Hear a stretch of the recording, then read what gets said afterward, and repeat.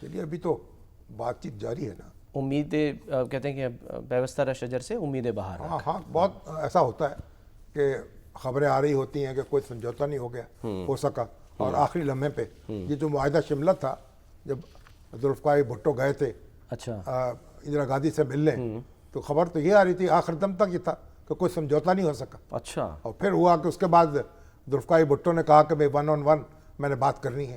تو اندرا گاندھی سے ان کی ملاقات ہوئی اور اس ملاقات کے نتیجے میں پھر معاہدہ ہو گیا. ٹھیک ہے. لیکن وہاں پر یہ بھی تو ہے نا شاہد صاحب کہ وہ بار بار وہاں پیچھے کال کر رہے ہیں پوچھ رہے ہیں اور وہ ان کو یہ حق حاصل ہے. ہم اس پہ اعتراض تو نہیں کر سکتے. اپنی لیڈرشپ سے رابطہ کرنا وہاں سے پوچھنا ان سے مشورہ کرنا تو اس پہ ہمیں کیا اعتراض ہو سکتا ہے. چلیں پھر سر اس پہ کیوں اعتراض ہے جو سہیل آفریدی صاحب جو ہیں وہ کہہ رہے ہیں کہ جی مجھے اپنی لیڈرشپ سے ملنا ہے. نہیں ہمیں بھی کوئی اعتراض نہیں ہمیں تو کوئی اعتراض نہیں. نہیں لوگوں کو تو ہے آپ کو تو ظاہر آپ تو ڈے ون سے کہہ رہے ہیں کہ ہونی چاہیے ملاقات. ہاں وہ جیل میں ہیں اور ان کی یہ کوئی استحقاق نہیں ہے ان کا کہ ان سے مشورہ کرے جا کے. وہ اچھا ہاں ویسے ملاقات ان کو کرنی چاہیے لیکن آج تو دیکھیں نا سہیل آفریدی صاحب نے بھی بڑا ایک زبردست بیان جاری کیا ہے کشمیری بھائیوں کے حق میں. بالکل. اور جو ہمارے گوہر صاحب ہیں انہوں نے بھی ایون تحریک انصاف نے بیان جاری کیا کہ کشمیر کے معاملے میں ہم سب ایک ہیں.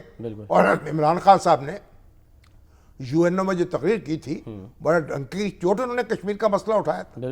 تو کشمیر کے حوالے سے تو ہم سب ایک ہیں ہمیں کوئی فرق نہیں ہے. کشمیر کا سفیر بن گیا تھا. اچھا سر سہیل آفریدی صاحب کا جو ہے وہ ذکر ہوا ہے تو وہ کیونکہ اب ذرا جلسے کر رہے ہیں وہ 4 سدہ پھر کرک وہ کیا فرما رہے ہیں. انہوں نے کارکنوں کو تیار رہنے کی بھی ہدایت کی ہے لیکن ساتھ ساتھ وہ کچھ پالیسی سے متعلق بھی اعلانات کر رہے ہیں. تو آپ جھپٹنا پلٹنا جھپٹ کر پلٹنا لہو گرم رکھنے کا ہے ایک بہانہ.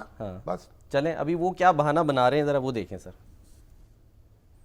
میرا پہلا مقصد خیبر پختونخوا میں امن لانا ہے. پولیس کی کیپیسٹی بلڈنگ کریں گے, پولیس کے لیے جدید اسلحہ خریدیں گے, پولیس کے لیے ہم نے 70 بلٹ پروف گاڑیاں منگوائی ہیں جو 40 آ چکی ہیں اور 30 کی پیمنٹ ہم کر چکے ہیں لیکن وہ لوگ نہیں دے رہے جو ہمیں سیکنڈ ہینڈ گاڑیاں دے رہے تھے. جو بندہ بھی کرپشن میں ملوث پایا گیا اس کے لیے انتظار نہیں کیا جائے گا, اسی دن جو ہے وہ گھر بھیجا جائے گا انشاءاللہ تعالی.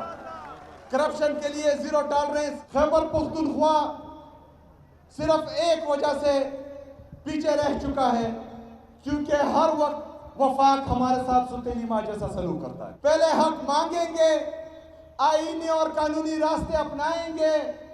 جس طرح مجھے میرے لیڈر سے نہیں ملنے دیا آئینی اور قانونی راستوں سے تو میں نے کہا کہ میں نے اپنے عوام کے پاس جانا ہے اور عوام ہی فیصلہ کرے گی کہ کیا ہوگا.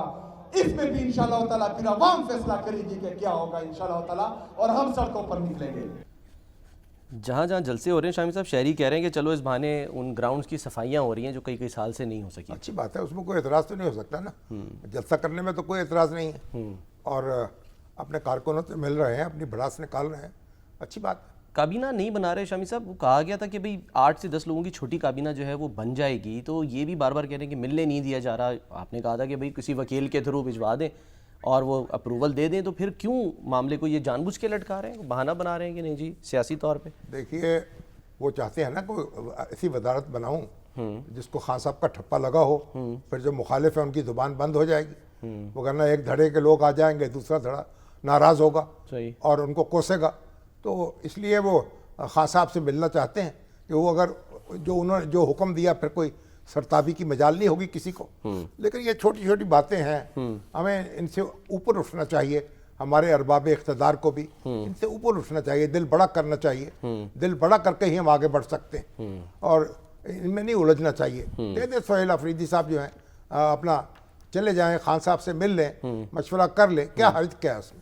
ٹھیک ہے چلیں شامی صاحب. دل بڑا جو ہے وہ حکومت پنجاب بھی کر رہی ہے اور خاص طور پہ وہ جو وظیفہ مقرر کرنے کا معاملہ تھا آپ نے پروگرام میں اسی پروگرام میں ان کے ذکر بھی کیا اور کہا بھی کہ بھئی یہ وظیفہ امام مساجد جو ہیں ان کا مقرر ہونا چاہیے. میں نے تو پہلے بھی عرض کیا تھا کے پی کے میں بھی اس کے بعد خان صاحب کی توجہ بھی مبذول کرائی تھی تو کے پی کے میں انہوں نے جو ائمہ مساجد ہیں ان کے لیے وظیفہ مقرر کیا تھا.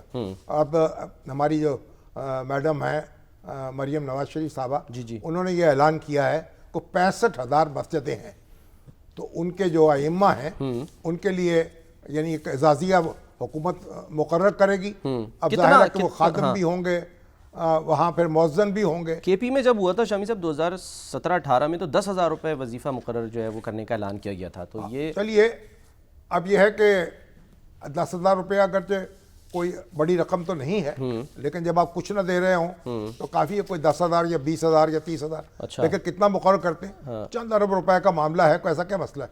लेकिन जो मस्जिदें हैं वो उन पर एक उसके बारे में हमारी हुकूमतें जो हैं उन्होंने कोई जिम्मेदारी उठाई नहीं है। अच्छा। दुनिया भर आलम इस्लाम में चले जाएं, मस्जिदों का नज़्म नस्क जो है वो सरकार के ज़िम्मे है। बिल्कुल। तुर्की में चले जाएं, सऊदी अरब में चले UAE जाएं, में। अमारात में चले जाएं, सरकार जो है वो मस्जिदों का नज़्म नस्क करती है और वहीं आइम्मा जो है उनको तनख्वाहें भी देती है। ठीक। और सऊदी अरब में तो यानी PhD हजरात जो हैं, बड़े बड़े जो प्रोफेसर हैं, वो जुमे के खुतबे देते हैं। तो इस तरफ भी तवज्जो करने की ज़रूरत है, ठीक है। और दिल बड़ा करना चाहिए, ठीक है। और कोई ऐसा खजाने पे बोझ नहीं पड़ेगा। और सारा यानी एक आइम्मा मसाजिद जो हैं उनके साथ ये बहुत ही नामुनासिब सलूक हमारा मुआशरा कर रहा है। ठीक है। ना उनको चंदे कोई के ऊपर, ठीक है। मकान है, ना उनके लिए कोई प्लॉट है, ना उनके लिए कोई बारात है, और लोग उनके पीछे चलें, नमाज जरा अब एक पढ़ते स्टेप तो ले हैं, लिया उनको गया। रहबर समझते हैं, रहनुमा समझते हैं। ठीक है।